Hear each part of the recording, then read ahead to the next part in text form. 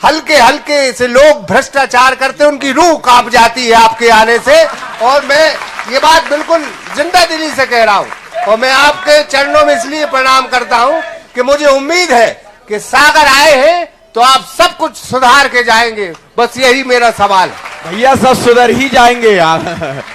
इसके बाद क्या होता है कि जब कोई भी वस्तु होती है, हमारे शास्त्रों में एक आया कि तीर्थंकर जब अवतार लेते हैं तो 3 लोक में क्षोभ हो जाता है।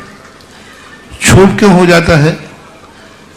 तो क्षोभ वो क्षुद्र प्राणी जो हैं, जो गलत होते हैं, उनमें हड़कंप मच जाता है कि अब तीर्थंकर का अवतार होने वाला है, अब अंधेरा चलने वाला नहीं। सूर्य निकलता है तो उल्लू में घबराहट पैदा हो जाती है, क्योंकि वो जानता है कि अब मैं शिकार नहीं कर पाऊंगा।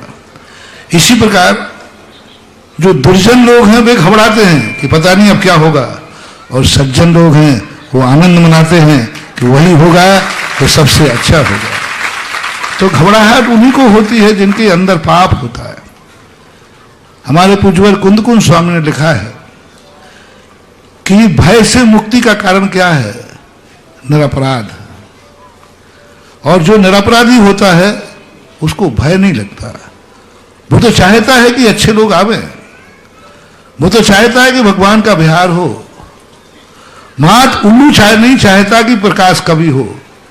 उल्लू हमेशा अंधेरा ही चाहता है, पर उल्लुओं के कारण सूर्य निकलना बंद तो नहीं करता ना। अब वो ठीक है, उल्लू बदुआ देता है, उल्लू चाहता है कि सूर्य कभी निकले ही नहीं, लेकिन सारी दुनिया क्या चाहती है? सूर्य निकलना चाहिए। इसलिए साधु भी उल्लुओं की चिंता नहीं करता है, पब्लिक की चिंता करते हैं।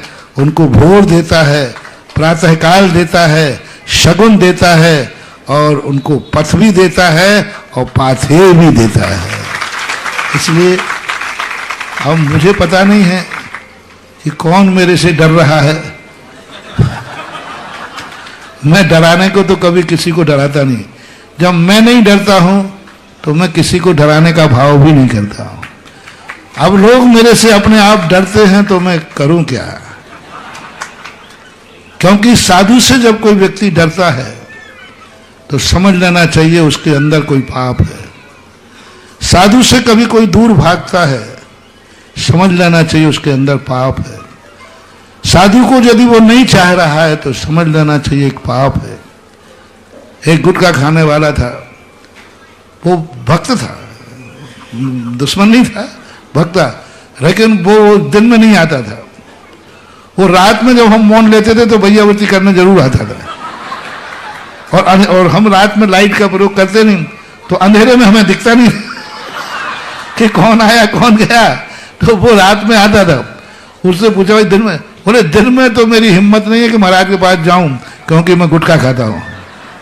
तो अपराधी भयशील होता है, क्योंकि वो अपराधी उसको डर दिखाता है कि यदि मेरा अपराध खुल गया तो, मेरा अपराध उजागर हो गया तो। क्योंकि निरपराधी व्यक्ति अपराधी को जल्दी पकड़ लेता है। अब ये भाव जिनमें हो, मेरा भाव तो एक ही है कि मैं जहां जाऊं वहां एक भी उल्लू नहीं रहे। सारी दुनिया इतनी अच्छी हो कि साधु मंगल था, मंगल है और मंगल ही है। हमारा भाव तो यही रहता है, सुखी रहें सब जीव जगत के, कोई कभी ना घबरावे, बैर पाप अभिमान छोड़ जग, नित्य नए मन गावे। उस उल्लू का भी मंगल हो, और हो सके वो उल्लू मेरे पास आ जाए। मेरे पास एक ऑपरेशन है, मैं उसको ऐसी आंख लगा दूंगा कि रात में नहीं दिन में दिखने लग जाएगा। साधु का काम ज्ञान तिवरान ध्यानान ज्ञानांजन सलाह ये आया है।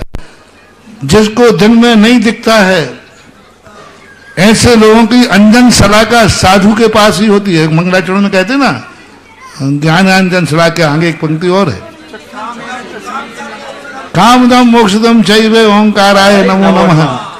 ऐसा तो ज्ञान चक्षुर इंद्रिय बना ज्ञानांजन सलाक्य। तो यदि वो उल्लू मेरे पास आ जाए तो मैं उसका ऐसा अंजन लगाऊंगा कि उसको दिन में दिखने लग जाएगा। कहीं मिले उल्लू तो कृपया करके भेज देना, और आप एम्बुलेंस में लेकर आ जाना, बहुत उद्धार हो जाएगा।